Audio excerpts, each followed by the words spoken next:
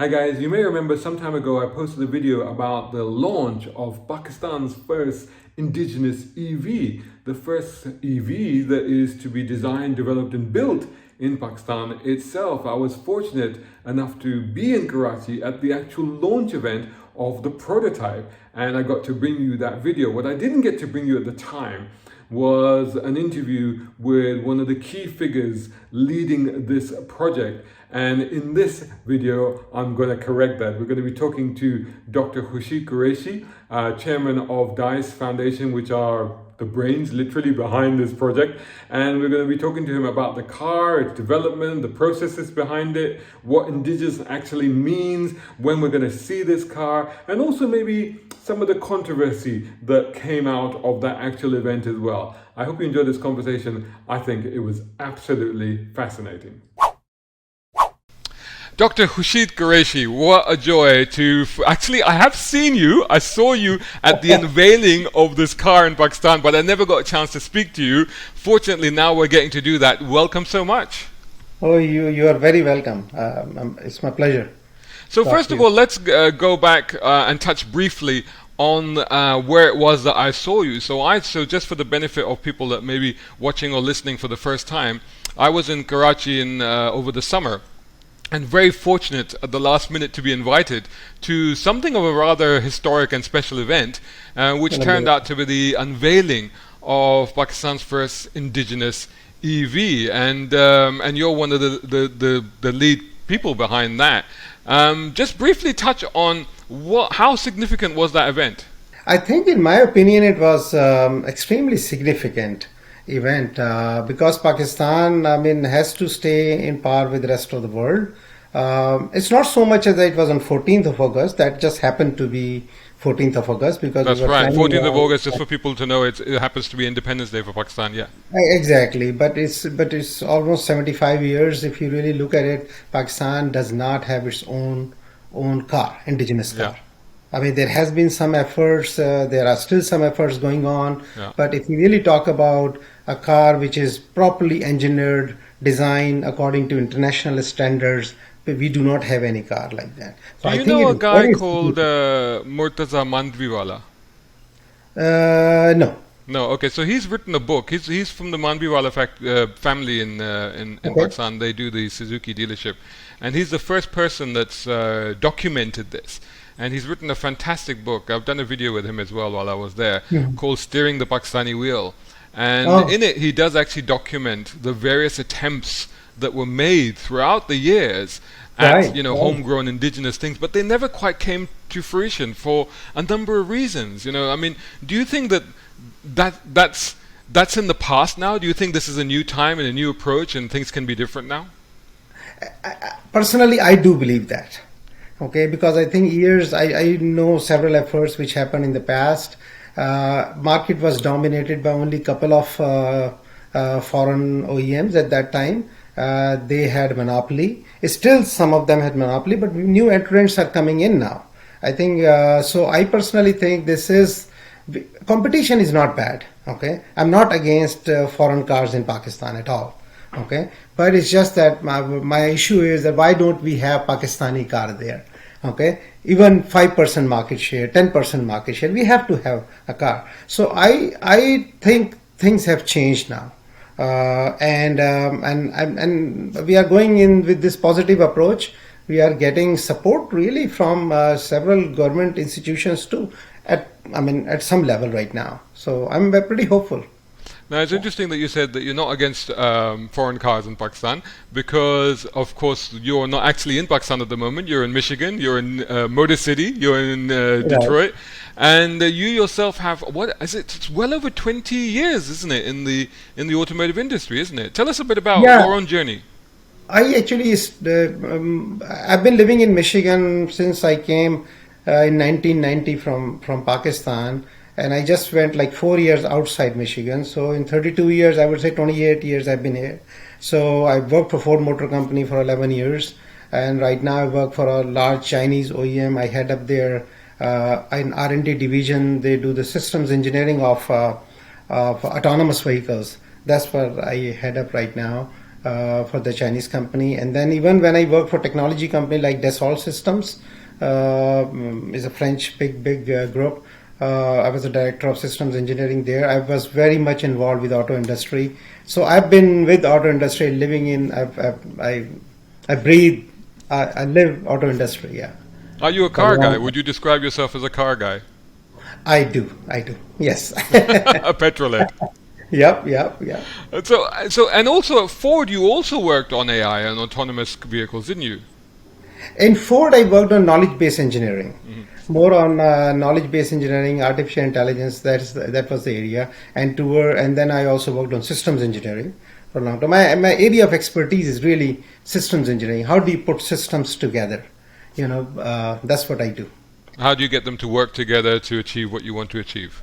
Yeah, to balance the attributes and come to design an optimum system. And car is a very good example, because you want a car which is durable, you want a car which has a good range, you want a car which has good NVH, you want a car which has a good ride and handling, you want a car with good turning radius, you want a car with a good ergonomics, you want a car with a good headroom and the leg room, and there are thousands of attributes which you have to actually balance when you design a car. And that's what I think the innovation is, what we brought to Pakistan right now. We'll come to that in a minute. You're absolutely right. I think a lot of people don't really have an understanding of just how many different elements go into building cars and putting cars together and calibrating cars. Exactly. I'm not a huge fan of car modification, and the reason that I'm not is because I say that you do realize how much time, effort, and money manufacturers have put into engineering everything so that it's calibrated exactly to the next thing. And the moment you change one thing, you put everything out of whack, right? Yeah, you take a risk of disturbing the design integrity, engineering integrity. So you have to be very careful when you modify the cars. Yeah, exactly. Yeah. But I want to talk to you about autonomous vehicles, because you're working in this area at the moment. You've experienced about the engineering. From a journalist point of view, and from somebody who's been writing about cars for nearly 3 decades, over 3 decades actually, I still am a huge skeptic when it comes to autonomous vehicles and the ability of vehicles. I mean, I've seen them in action. I've been in them. I've experienced them. I've experienced self-parking. I know that there's 5 levels of autonomy, and I think we're up to level 3, I believe. But I personally still feel that we are a decade, if not 2 decades away from fully autonomous vehicles, from that level 5 approach. What do you think? I think, in general, I think you're right. We are at least a decade away. But whether we may be for its general deployment, but you may be able to see some level 4 and 5 in some restricted areas where the infrastructure is actually prepared and ready for level 4 and level 5 automations. But if you think of that we will be able to call an Uber without a driver in London or somewhere else, I mean, I think we are quite far away from that. Don't you find it quite worrying and a little bit scary sometimes when you see these influencers or people like that on YouTube, and they're sitting in the back of their Tesla, or they're sitting on their Tesla with their legs up on the seats and trying to show that the car is, and I'm terrified, because I think you're giving the world the wrong impression. Yes, it has limited autonomous ability, but you can't do that, right? Yeah. I mean, I think that's where, we have to be very careful, because especially people like maybe you and me who are in this industry, we understand it. But think of my wife, who may not be that much familiar with cars. So if he thinks, because she just bought recently a Lexus, it had all autonomous functions. But I told her, she was very excited to use all of them. I said, you can use them, but be careful. Yeah. This is level 2 functions right now. You still have to be attentive and looking at the road. Yeah. It's not that you can start texting it. Texting or doing something, because this is for your ease. Yeah. When we did cruise control, that definitely we all love cruise control, isn't it? If you're going long rides. So this is an automation. People were very skeptical at that time. Then we got into adaptive cruise, where you can adjust your speed. Yeah. Now there's the second level of automation, that we also have done the steering automation. So slowly we are going towards it. And again, just for the sake of audience, it's really where we are right now is that you have to pay attention to the road. Okay, your mind has to be on the road, your eyes has to be on the road, and you also should be touching the steering wheel for a while, a little bit. That's for the safety. That is level 2. Then when you go to level 3, then level 3 allows you to take your eyes off the road for a while. Okay, so that if you do texting and everything, but your mind still has to be attentive. You cannot sleep. When you go to level 4, then you have to, your mind can be off. And then basically you can actually, if you doze off or something, then it's okay in level 4, if you really get to level 4, which we do not, right now. And then level 5 is complete automation. You don't even need a driver. So people need to understand those levels. So right now we are at the level 2.5 level. I wouldn't even say that we are at level 3, I can tell you. That's good. There was Audi which was supposed to come, but it never came. The Audi A8, I remember doing the launch a few years ago, and they said that that's level 3, but it turned out it was level 3 on the Autobahn only on certain sections. It was that sort of thing. In some sections, exactly. Yeah, exactly. But thank you so much, Dr. Khurshid, for clarifying that and clearing that up, because I think, like you say, there is a lot of confusion, especially amongst lay people, especially when they see these videos. Just to round that off and continue that a little bit further, because the whole area fascinates me, honestly, because I'm, as well as being a huge car guy, I'm a huge science fiction fan as well, and I do think that the level 5 or level 4 or level 5, I don't think that's going to happen until we've got sophisticated AI, right? Because driving a car is such an intuitive thing that we all do as humans, that we're judging other people, we're judging cars, we're judging traffic conditions, and even if you say, the difference between trying to deploy an autonomous car in Germany compared to trying to deploy the same autonomous car in downtown Karachi, I think that presents fundamentally unique challenges, right? Absolutely. Because AI is what you teach AI, isn't it? So if I develop, because AI is a critical part of autonomous these days, autonomous vehicles. Obviously, sensor set and everything is there, but AI plays a very big role. But AI is what you teach. So if I have collected all the data in the United States, and that's how I have trained my vehicle, it is going to behave that it is in the United States, isn't it? So if I put that in Karachi, that it has not learned. You won't know that the bicycle guy will do a close cut in to you, hardly like few inches from you, So it's very important. You have to be very, very careful. Let's move on to DICE. You're chairman of DICE, I believe, right? Yes. So, and what is DICE and what does it do? So DICE is a non-profit organization which is based in United States. So we started DICE program in Pakistan in 2007, formally registered the organization in 2012, about 10 years ago. It's a non-profit organization for expatriate Pakistani. Whole idea was, how do we convert brain drain into brain gain? Number one. So just to define that for people, what we mean by that, brain drain, we mean like losing talent, creativity and skill from the home country, because people obviously, they go to America or they go to UK or Germany, they look for jobs in those positions. I just actually, before speaking to you, I just spoke to another guy called Farouk, who's actually working with Koenigsegg in Sweden, and he's from Lahore. But something very interesting he said was that if he has the opportunity to take his skills back, he would like to do that. But so this is what we're talking about. We're talking about trying not to lose those skills and that creativity and that intelligence from the country itself.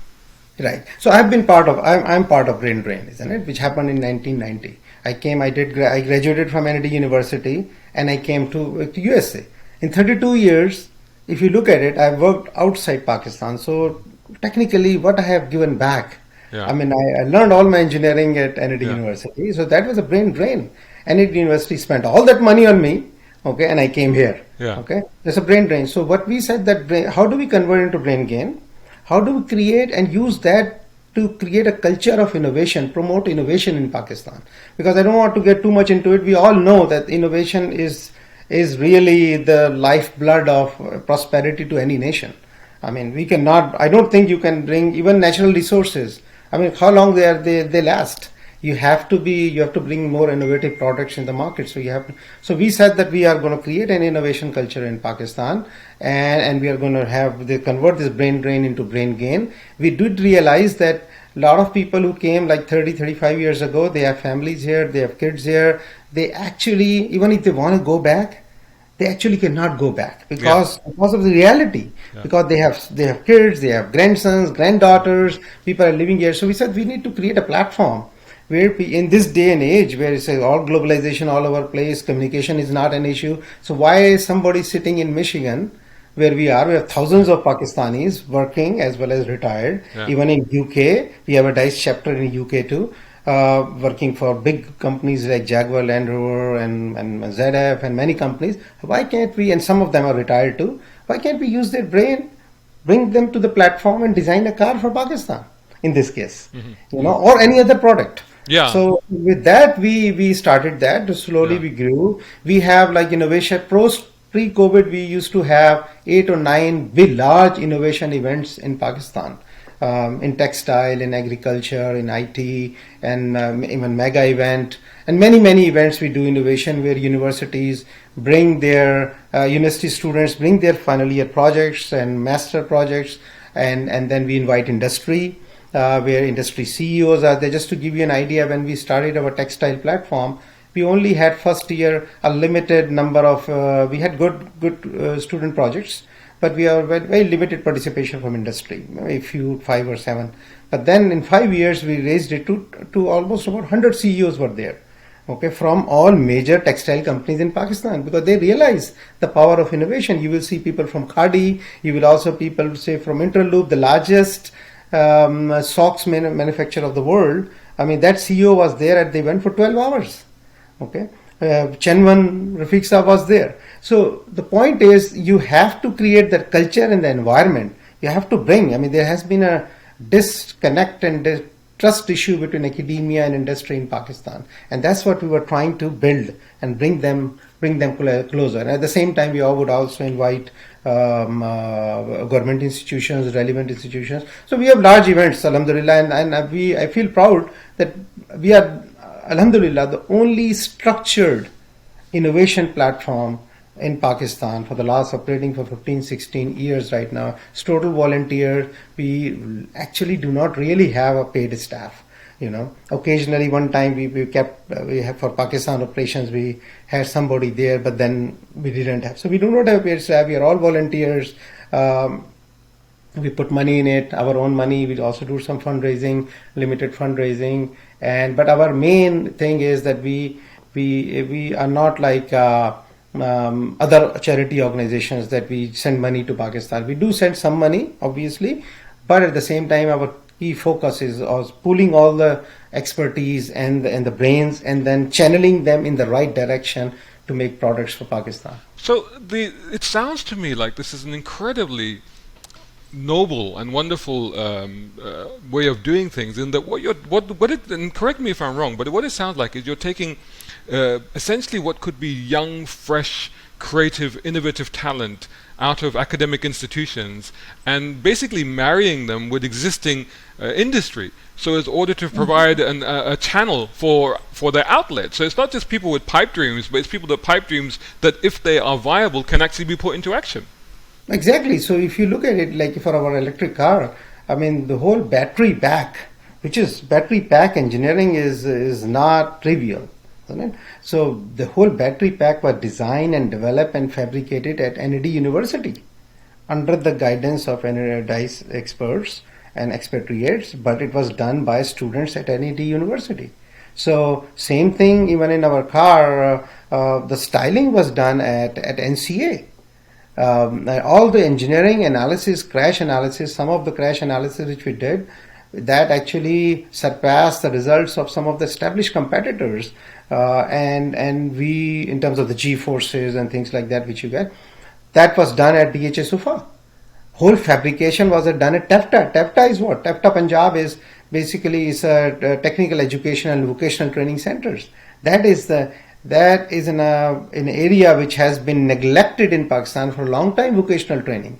So we said we want to fabricate, we want to develop in that field, in that area, so that we can produce next generation maybe mechanics and maybe more vocational trained people in electric vehicles, because the whole world will need tons of mechanics. They will need tons of manufacturing workers in this field. So, and that is one big resource, I think, resource we can provide to the rest of the world. So before we move into the nitty-gritty of the car, just to finish off with DICE, I mean, this sounds like a flagship operation of DICE. How many other projects has DICE seen to fruition all the way through?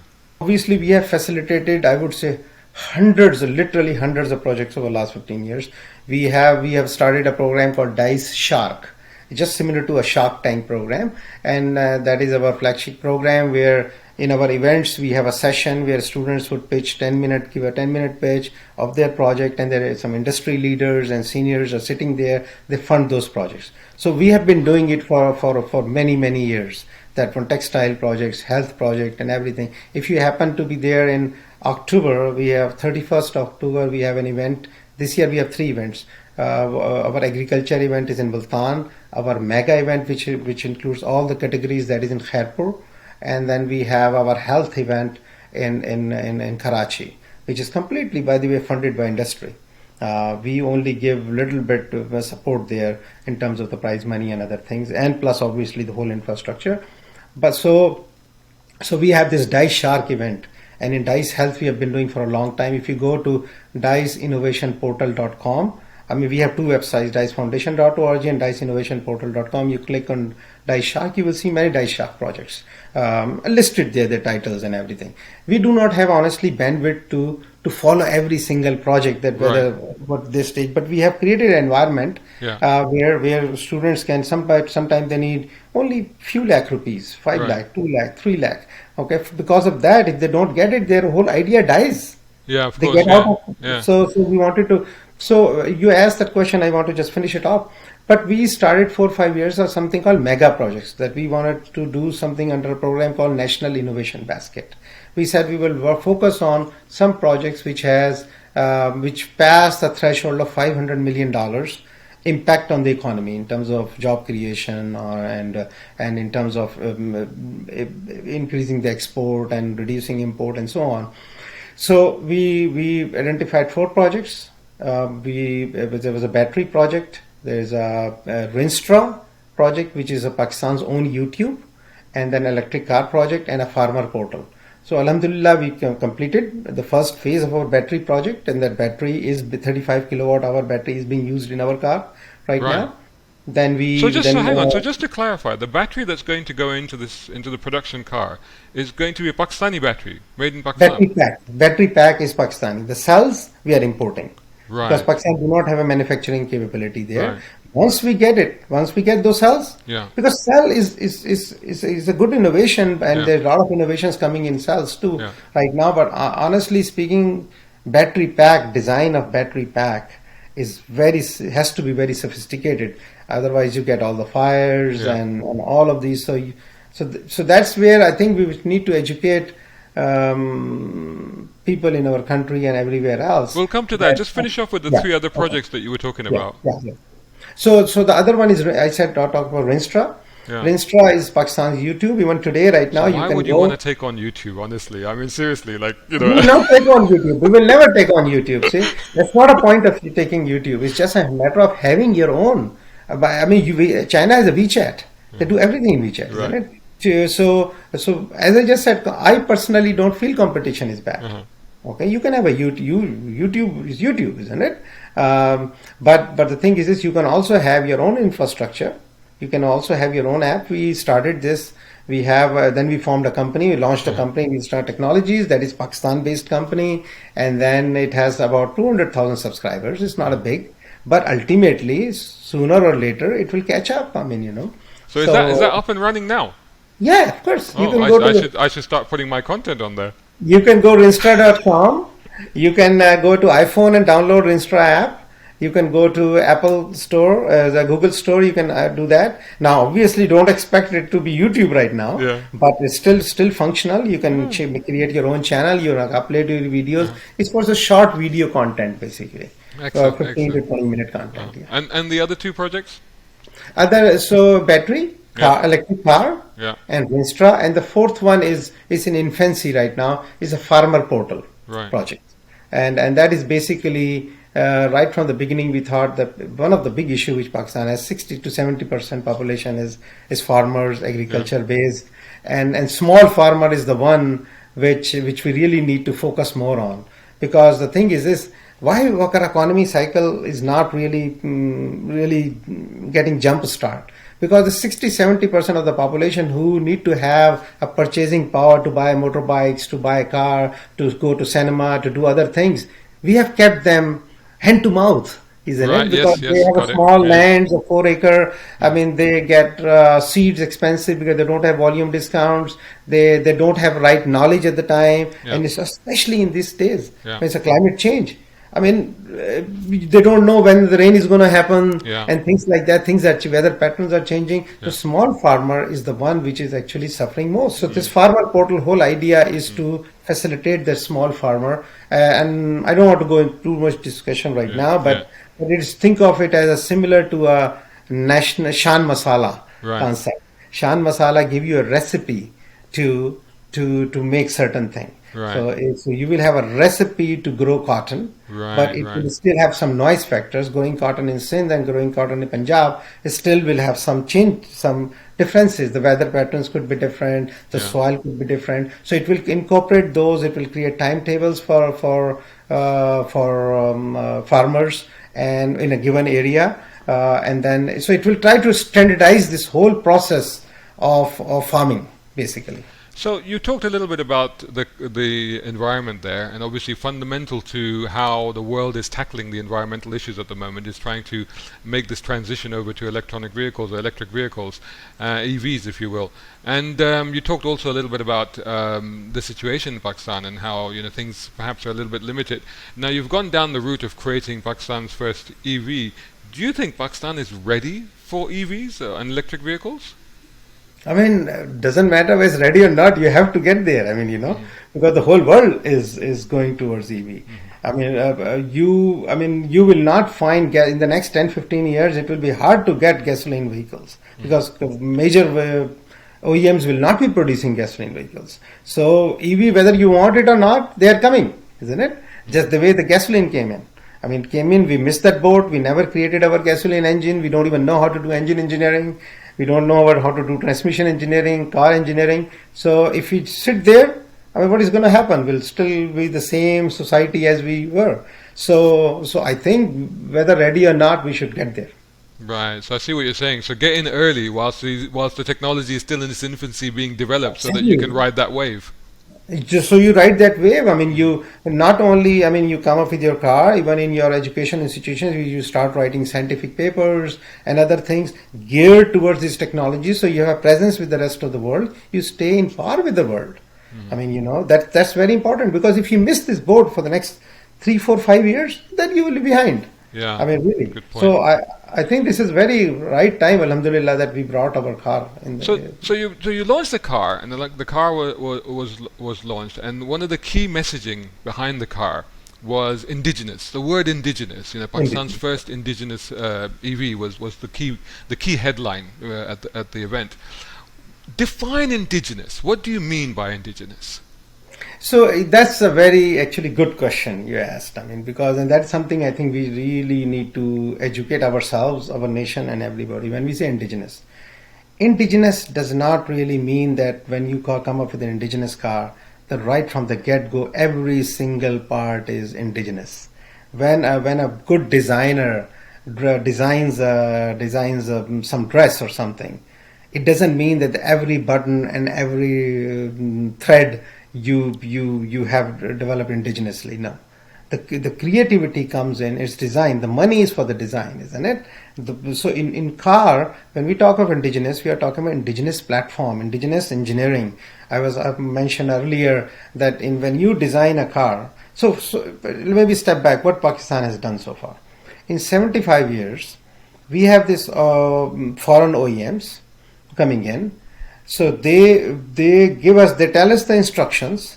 These are the prints. Okay, these are the machines which you use, and we will train you. So they make money in every way. Okay, you cannot change even a single bolt. Okay, this is how you make. So, and then our government says, okay, we need to have a deletion. We fooled ourselves in the name of deletion. So what does that deletion mean? They are saying, okay, out of these parts, some of the parts you start making in Pakistan. Yeah, some deletion happened. I think we have learned something in manufacturing of simple parts, easy parts in Pakistan, but still more complicated parts are built there. They came to Pakistan, we just do assembly. So what we have done is mainly assembly, a little bit of manufacturing. When we talk of indigenous, there is a whole world before manufacturing, and that has been a black box for us. How do you design something? You have input to that black box is your customer needs, consumer need, what consumer, your market study and everything, and what output comes is your design. Okay, and then in the box you do trade off between literally thousands of attributes. Some are customer attributes, some are indirect customer attribute. So take an example, you want a car which is durable, okay? You want a car which is not noisy, okay? There's no harshness in it when you're driving it. You want a car which has a good range. You want a car which aesthetically looks beautiful, okay? You want a car which has a good ergonomics. Okay, entry and exit and sitting. You want a car with the good features. You want a car with a good headroom. You want a car with a good leg room. You want a car with a ground clearance which is enough so you do not hit the bumps. Hundreds of, and you want a car with a good torque, good horsepower and everything. So balancing this attribute is a challenge. Okay, because many of these attributes, they go in opposite direction. You improve the range, you may sacrifice aesthetics. You improve the aesthetics, maybe you sacrifice the range. Okay, you improve durability, you may sacrifice some other attribute. So that's where the car engineering comes in. And alhamdulillah, the people like us, many people who are living in Michigan and outside in UK, for last 30 years, that's what we have learned.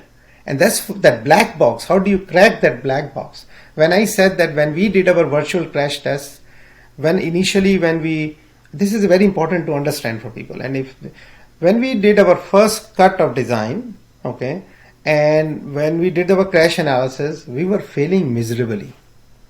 Our battery floor was crumbling. Fundamental error there. Yeah. Because there is a Euro NCAP standard test that you at certain speed you hit the rigid wall, and then you see how many G forces are coming on the driver and what is happening.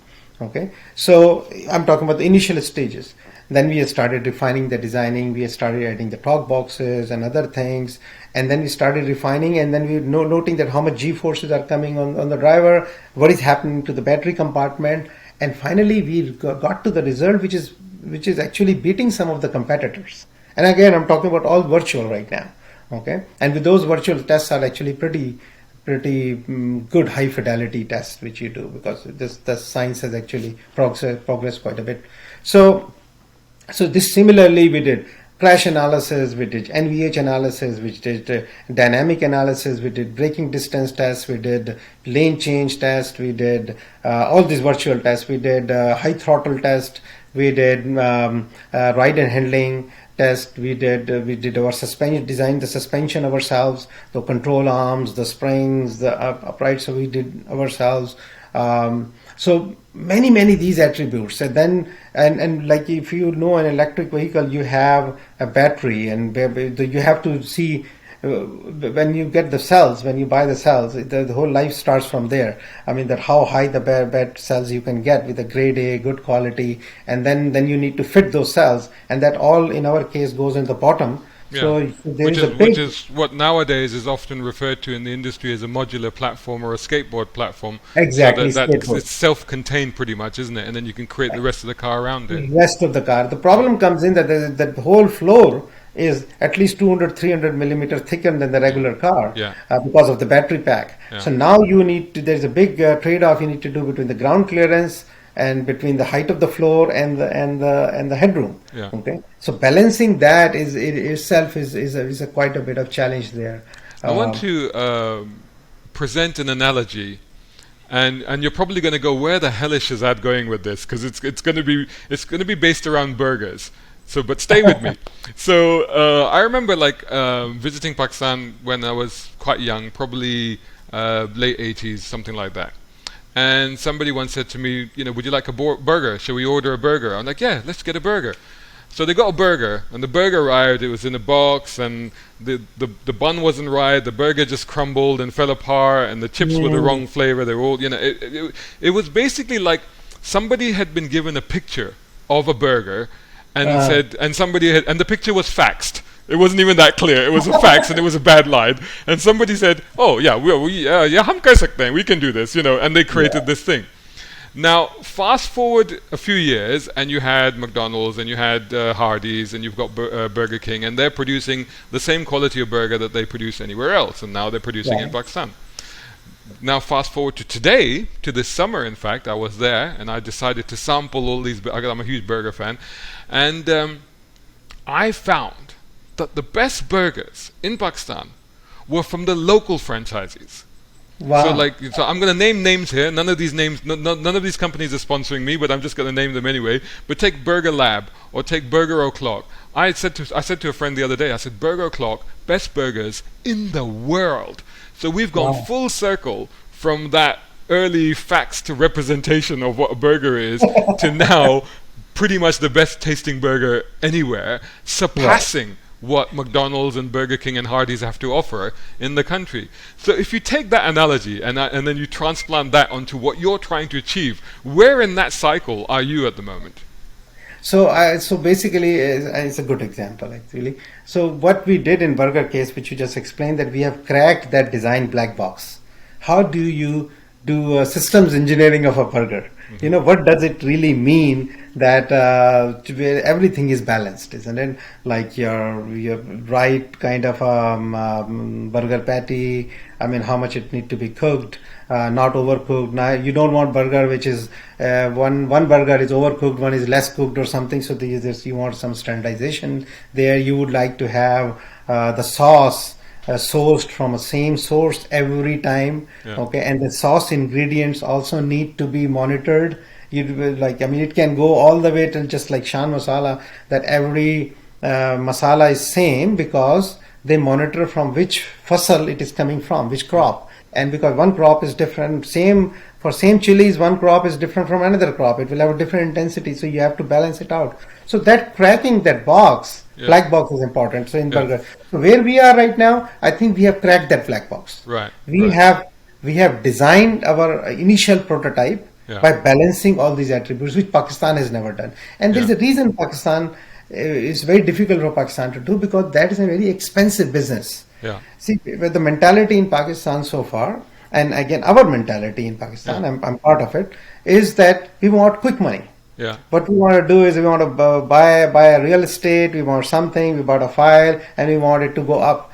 In these kind of businesses, you just have to be patient. You have to be patient because a lot of money is there, but you just have to be a little patient. So designing, while you're designing a vehicle, there's no money coming in. It is going in. It takes about 5 years. 5 years all drain. There's no revenue, not a single revenue coming in. So you have to be patient. So the reason we were able to do it is because all these engineers, I talked about crash analysis and everything. A typical engineer would charge like $150,000 to $200,000 a year salary. Okay, you need to have a big pool of engineers. They are specialized in different areas. So designing is expensive. I mean, overall scheme of things, it's not that expensive if you look at manufacturing and everything, but it still is a big chunk. So Pakistan does not have that expertise. We do not have crash engineers because we don't do it. We do not have that kind of a money to pay to make that investment, neither that kind of a patience. The reason we were able to do it is because of our volunteer resources. Because all of these crash analysts and all these NVH analysis and everything, they are all Pakistanis, part of the brain drain. They are getting converted into brain gain. They are just sitting it in Michigan and UK. They are still helping, not violating any of the intellectual properties of their company. We are very strict in it. Just share your general knowledge. The way you go to a university, you give a lecture, you just share everything which is in the public domain. So that's what they do. Whatever their knowledge is, they share, they talked about. I mean, so still the crash analysis is being done by an engineer in Pakistan who graduated from a local university in Pakistan, but under the direction of that. So that's what your question was. That's what we have cracked right now. Yeah. We have done the initial prototype, and we will be testing that prototype. There will be multiple prototypes. Now, second stage is we are going into design industrialization phase. Okay, let's pause there for a minute, because we saw a car at the event. Also, the other thing I think that, and again, going back to the whole definition of indigenous, and I think the other thing that people don't always understand is that cars are the sum of their parts, and the parts are coming from all over the world. So you're sitting in Michigan and you work for companies like Ford, but Ford may be having Brembo brakes, from somewhere else, and the gearbox is a jet rag. So this is how and the electronics are from Bosch. So this is how the industry works. There are always bits and pieces. There's no such thing as a car that's only going to be made in one place. Exactly. Factories in the UK had to stop for Brexit for a while because components that had to come from Europe couldn't come over. So this is the sort of thing. Now, one of the things that, so in the wake of that event that we had in Karachi and that you launched the car, and one of the things that people said, but the parts are from here, and it's not really from here, and there's bits from there, and, I think it's giving you an opportunity now to, in fact, actually, if you don't mind, let's touch on that Pakwheels video that they did with you,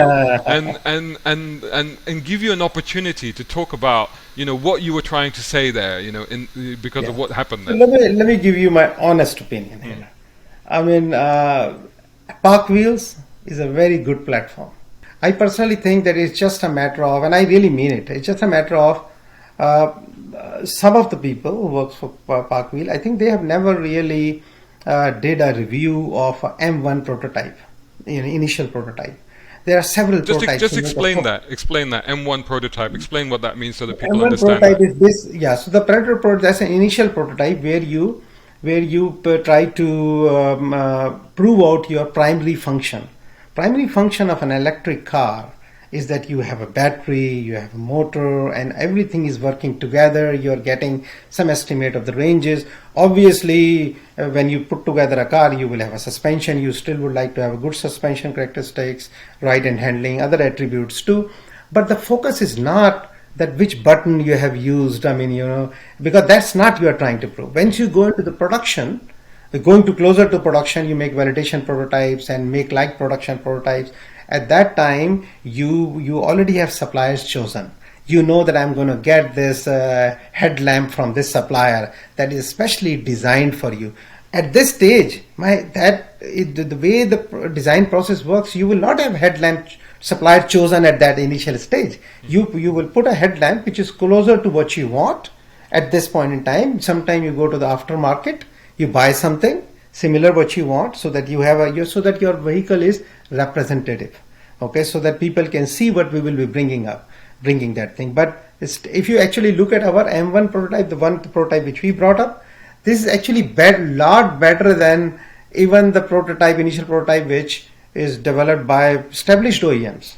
Because the reason we did that way is because we do not have a lot of resources. We cannot bring 60-70 make prototypes. So we wanted to kill two birds with one stone. We wanted to bring. I guess it's also worth pointing out here that when major manufacturers, such as your former employee Ford and people like that, when they go to a show and they bring a prototype, I mean, they've spent a couple of £1 million just on that prototype, which is resources that you didn't have in this particular case, I'm guessing. Yeah, they actually bring up, a lot of times they bring concept vehicles too, okay, in the big shows and everything. Concept vehicles are different. A lot of those concept vehicles never even see the light of you never see on the road. So concept vehicles are there. Sometimes they bring the cars which are more on the close to production, close to the market. They rarely bring prototype in big shows like that, because they don't want to reveal their design early on, okay, they reveal their things. So at least not at the big shows, okay, they don't bring it that way. So but we did unconventional different thing, because we wanted to excite people. We wanted to tell people that we are working on it, and really that we have cracked that black box. I wanted people to understand that. Right. So the question is, just because Pakistan has never done it, so we don't know how to do the reviews of those kind of things. If there would have been some smart guy coming to me to do review, I would have asked, okay, how did you balance the attributes with NVH and durability? How much did you, how about the ergonomics and everything? I would have loved that kind of review, because that's what the prototype, these are the kind of things you're talking about. What range is good? What type of cells you have used? Okay, I would have shared some of those things which I could share at that time, and so, but again, if you're talking about reviewing like a headlamp and they're doing a walkthrough and everything, that was not for this kind of, so that was, I think, which caused a little bit of the controversy. Moving on from that, what was the overall feedback that you had on the car? What was the overall reaction that you had, particularly in Pakistan itself? I can tell you, generally what I have seen, except this Pakwheels video, because it may have caused some controversy, because the gentleman, I asked him not to talk about this, because that is not the focus, because you don't want to undermine years of work of so many people who have done the real engineering, not talking about engineering, talking about the side mirror or something I mentioned. So I think that caused a controversy. But other than that, I can tell you, even if you look at, I think you posted a video. Yeah. I heard a lot of good comments everywhere. I mean, so overwhelming. People are excited. They love it. The good thing is, even in villages, people know about this red car. Oh, right, you cool. go everywhere. It has created so much buzz right now that better than our expectation.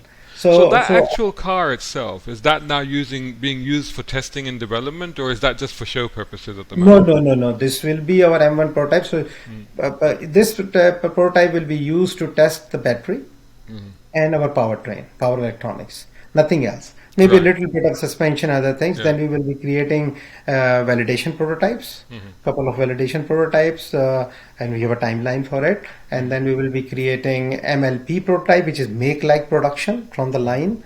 Okay, and those are the prototypes which, as we go, they will become more and more closer to the refined product. To the actual production car. Do you think the design is going to change much, or the design is pretty much like that?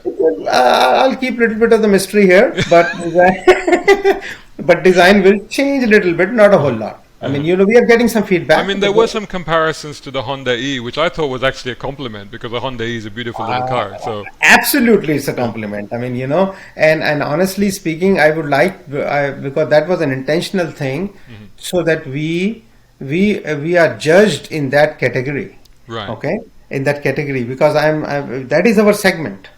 Okay, Honda E, Nissan Leaf, and those kind of segment, because our price is going to be competitive in that area. I mean, it's going to be cheaper than those cars, with little less features, but it's still very comparable. In terms of dollars, what sort of price point are you targeting? I know we're still early yet, but Yeah, I think $19,000-$20. Whereas if you look at these vehicles, they are selling in the range of $35,000 to $40,000. That's right. Yeah, and you're planning to hit the market when with this car? 2025. Yeah, that's interesting, isn't it? Because most experts at the moment in the industry are talking about price parity between petrol diesel cars and electric cars to be around 2025, right? Because at the moment electric vehicles are too expensive. At the moment, electric vehicles are expensive. So it all depends. I mean, so we are trying to, because there are certain things we control, there are certain things we don't control. So currently the battery price is around $100 per kilowatt hour, maybe a little less here and there. It used to be like 12 years ago, I think it was $1,100-$1,200 per kilowatt hour, very expensive. The battery prices are coming down. So as more and more, I think more technology will come in, the prices will come down. But it's very important to understand the cost of ownership of electric car is still much cheaper. It's much cheaper. It is like, for our calculations, because we have a 35 kilowatt hour motor, which gives an estimated 210 kilometers in one charge. One charge will take about 30 kilowatt hour, because you don't charge the whole so 30 kilowatt hour is 30 units. Unit rate we all know, isn't it? Right now 35 and 40 rupees, even 45 rupees. In 1100 rupees you will charge the whole battery. Okay, and you go 210 kilometers with that. So basically that gives you about 5 or 6 rupees per kilometer, as opposed to in gasoline vehicle you get like about 18 rupees per kilometer. So there's a $13 saving per kilometer. So if you drive 20,000 kilometers, you're saving almost 2,60,000 rupees every year. And if you go to the Uber model, let's say if you're driving 60,000, you're saving almost like 9 lakh rupees every year. And battery life is huge. Battery you can use it for about, in terms of kilometers, at least minimum conservatively we said that it's going to be still 5.25 525,000 kilometers. So 520,000 kilometers, if you go run the whole battery life, you can actually save more than what you paid for the car. So the cost, and plus less maintenance and everything. So total cost of ownership is still much cheaper than gasoline car. And is there another thing? There's something that I was recently hosting a conference here at the British Motor Show about EVs. And one of the topics of discussion that came up, because as you know, energy prices are rocketing up at the moment, but the wonderful thing about smart charging, so home smart charging, as I'm sure you're very familiar with, is that the smart chargers can charge up the car when the tariffs are very cheap. So basically using cheap electricity to charge up the car. And what they're talking about, the next stage of that is that's home to car, and they're talking about car to home. What you can actually do is charge up the car, and then so in Pakistan you have a unique situation where you have sometimes the power goes out. Would you be in a situation where you could say, well, I could take the Jaxeri that's parked outside and then feed that back into the house again? Yeah, so that is something we definitely talked about and discussed it, and it's a very interesting idea and need for Pakistan. So we just have to see the economic feasibility of those things. That's amazing. So just touch on the name a little bit, because what's the thinking behind Jaxeri and Nur-E 75? What's that all about? So Jaxeri is the company name, just like Tesla, isn't it? So Tesla is named after Mr. Tesla, okay, who actually invented alternating current. And Jaxeri, I don't know how many people know. I'm fascinated by that guy. He was from Mesopotamia or something. So in 12th century, he was a Muslim scientist, okay, who was known as a father of robotics. He developed such a great mechanical machines, elephant clock. You should just definitely Google it. I've seen the other. Have you been to Dubai? Dubai, been a little bit, but not. If you go to Dubai next time, go to Ibn Battuta Mall. Okay. And there you will see a replica of the elephant clock. Oh, okay. It's there. Yeah. So this is the guy who did that, and a lot of other things. And in the history, in if you look at it, nobody remembers him that much. He was in 12th century, did wonders at that time. So we wanted to name after him. That's why the Jaxeri came in. We replaced Z with X. Okay, just because the domain name was not available. So we wanted Jaxeri.com. But so that's where the Jaxeri came in, and Nur is a nameplate, just like Tesla Model X and everything. So Nur, we did, like in our UK chapter and our Silicon Valley chapter and other ones, we did a lot of brainstorming of many names, and ultimately we came to the name called Noor, Noor. Then we said, let's make it more futuristic, Nur. Noor we all know. Then it's light and divine light. So that's what that thing is. And then E is for electric. Yeah. So, but people call it Noori now. And 75 was just a limited edition because it's 75th anniversary of Pakistan. Right.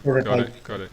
And the thing is, like, so you're talking about 2025, we're hoping to see, so maybe we'll see an actual production model, say, second half of 2024, I'm guessing, and then production in 2025. And of course, you have longer term plans with this, because you have the platform now. And as you mentioned, once you have that, you can then create other models, right? Yeah, and you can modify, tweak platform too, little bit here and there. So we are coming up right now with the name of that platform too. Right now, you're absolutely right. So once we have learned that, then actually life will start become easier from there onwards. Because then we will make a sedan on that similar platform, a small little modification. We'll make a small SUV on that platform, and then it's really sky is the limit. So this first part is the difficult part. Yeah. And even in this first part, the first part of engineering coming to this prototype cracking the back was the most difficult. Now there are challenges, but there are other nature of bringing all the financing. Yeah. I'm sitting here, I'm saying we'll bring the car in 2025. First of all, we need to understand that when we say we, what do we mean? DICE Foundation is a non-profit organization. Yeah. I mean, we will get involved, we will be involved because of our baby and everything, but ultimately the Jaxeri will be a separate private limited company in Pakistan, Yeah. run by a separate set of management. And it will need to raise almost about 70-80 million dollars. Yeah. There's a lot of money needed to bring. I mean, So, but you say that's a lot of money, but by car standards, it's nothing. I mean, what do it's manufacturers nothing. spend? They spend like $1 billion now on the development of the new Exactly. models, you know? Exactly. Yeah. It's nothing. But the thing is that from context of Pakistan market and the mentality of the investors, Yeah. it is still large, where you invest that money and you don't see money coming in. Yeah. One other thing which I would like to explain here for the sake of investors. See, they need to change the mindset. They do not understand in Pakistan. I'm not talking about everybody, okay? Generally, they don't understand the concept of valuation, the concept of how the different like pre-seed funding, seed funding, Series A, Series B, Series C. So before even you bring the car to the market, your investment goes sometime 10 times already. Because if I took a risk of investing, let's say $100 when I am doing the seed funding, when I go to Series A, my valuation keeps going up because my design is improving. I'm going into the production. So by the time I produce a car, my $100 share may already became 800 or 1,000 rupees share. So I've already made 900%, and still the car company has not made any money, has not produced the car. So this is the way the valuation model works in Silicon Valley, everywhere. That's why the Tesla market capitalization is $1 trillion right now. Yeah. So people need to understand that if you are investing right now, you don't have to wait till it will make money. As long as the direction is good, as long as the valuation is increasing, you're still making money. That's the part people need to really understand. So, Dr. Khurshid, are you positive? Are you optimistic about the future for Jaxeri and the Nur-E in particular? I'm 200% optimistic. This is my life dream. And I can tell you, I mean, this is, I live for. I mean, I'm not just electric car. I mean, I talked about farmer portal and everything. Allah Ta'ala, I just pray Allah Ta'ala gives me that much of life. I see that. But I would like to see change. I would like to really see Pakistan as technologically developed country in my lifetime. Because we have to do everything right now. We don't have time to wait 5, 10, 15 years. We have wasted too much time. So I'm very optimistic, and I think we just need to educate more people. We just have to be patient. Persistence is very important. You have to be persistent. You have to be sincere, dedicated to the cause, and believe in Allah Ta'ala. I mean, I think things fall on its place, and that is my experience in the last 14, 15 years when I started. And I can keep focus on Pakistan. Not on Pakistani. People may say negative, because if you focus on Pakistani directly, then you can get demotivated by some comments here and there. Yeah. But if you keep a focus on Pakistan as an entity which Quaid-e-Azam made for us, okay, then you will not really, small disturbances here and there, it's not going to affect you. You are trying to build Pakistan, and that will indirectly then affect all Pakistanis. So we are very hopeful, and I'm very positive. We only focus on positives, glass which is full, half full, not on the. You need to understand a little bit what is the glass which is empty, just so that you can manage it, but don't talk about it.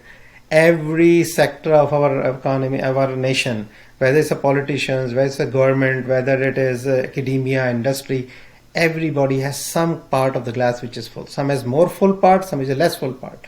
So if you combine all of them together, focus on positives, I mean, I think you can still build Pakistan. But if you keep focusing on the negatives and put all the negatives together, you will create more negativity. And that's what is actually happening right now. That we just focus on negatives in every aspect. We put them together and blow this whole negativity, and the whole image of Pakistan get ruined. So that's, we have to be very careful as a nation.